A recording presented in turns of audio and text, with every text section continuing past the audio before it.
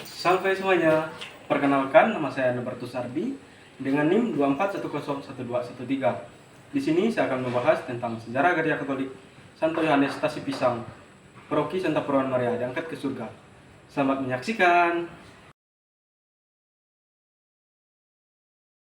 Di sebuah wilayah yang bernama Stasi Pisang, kehadiran umat Katolik telah tumbuh dan berkembang cukup lama. Wilayah ini memiliki pemandangan alam yang indah, tenang dan aman. Namun akses menuju ke lokasi ini cukup sulit dijangkau bagi seluruh masyarakat dari luar daerah karena kondisi jalan yang belum memadai. Meskipun demikian, hal ini justru menjadikan ikatan persaudaraan antara warga semakin erat dan kuat. Pada masa-masa awal kehidupan beragama, di sini kegiatan ibadah sudah berjalan aktif dan rutin, namun dilaksanakan dengan cara yang sangat sederhana. Kegiatan rohani tidak hanya bergantung pada kedatangan para pemimpin gereja atau iman dari luar wilayah saja, melainkan umat juga sudah melaksanakan doa bersama, ibadah, sabda, dan kegiatan kerohanian lainnya secara mandiri dan aktif di tengah masyarakat mereka sendiri. Namun, kendala utama yang dirasakan oleh seluruh warga adalah ketersediaan tempat untuk berkumpul dan beribadah. Pada masa itu, belum ada bangunan khusus yang berfungsi sebagai tempat ibadah resmi. Seluruh kegiatan keagamaan terpaksa dilaksanakan di ruangan, gedung sekolah, atau rumah adat warga. Seiring berjalannya waktu dan bertambahnya jumlah umat, tempat-tempat tersebut mulai terasa semakin sempit, tidak lagi memadai dan kurang nyaman untuk menampung seluruh umat yang ingin beribadah secara bersama-sama dengan tenang dan hikmat. Menyadari kondisi tersebut, para pemuka agama dan seluruh warga berinisiatif mencari solusi.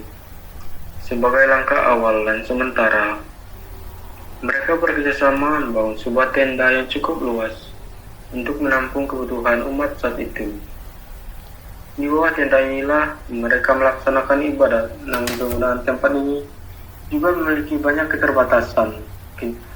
Melihat berbagai keterbatasan dan kendala yang terus muncul, akhirnya seluruh warga, tokoh masyarakat, dan para pemuka agama berkumpul dalam sebuah pertemuan musyawarah yang besar. Pertemuan ini dilakukan secara terbuka, penuh kekeluargaan, dan dihadiri oleh banyak kepala keluarga dalam diskusi yang mendalam tersebut.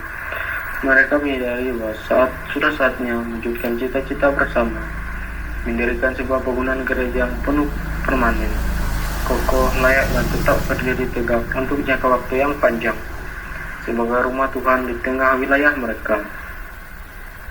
Seluruh warga sepakat dengan penuh tanggung jawab dan rasa cinta terhadap iman. Mereka memiliki keinginan kuat untuk membangun tempat ibadat yang resmi demi kemuliaan Tuhan Yang Maha Esa dan kesejahteraan rohani seluruh umat. Dalam musyawarah tersebut disepakati kesepakatan bersama bahwa setiap kepala keluarga akan menyumbangkan uang sebesar 50.000 sebagai modal awal pembangunan dengan jumlah partisipan sebanyak 100 kepala keluarga. Selain uang, warga juga bersedia menyumbangkan tenaga dan bahan bangunan. Kan kehidupan menggereja di Stasi Santo Yohanes Pisang semakin berkembang dan teratur. Pengelolaan gereja dijalankan dengan struktur organisasi yang jelas, terdiri dari ketua, wakil, sekretaris, bendahara, dan seksi-seksi yang dipilih berdasarkan kepercayaan dan kemauan umat. Sistem kepemimpinan diterapkan bersifat partisipatif dan kekeluargaan. Setiap keputusan penting selalu dibahas dan ditetapkan bersama. Tidak ada keputusan sepihak. Hal ini membuat rasa memiliki umat semakin kuat. Hubungan antara pengurus dan umat terjalin erat, layaknya suatu keluarga besar. Gereja ini tidak hanya berfungsi sebagai bangunan fisik untuk berdoa saja, melainkan menjadi pusat dari segala kegiatan pelayanan pastoral. Di sini dilaksanakan perayaan misa kudus, beriman sakramen, pengajaran iman bagi anak-anak, remaja hingga orang tua.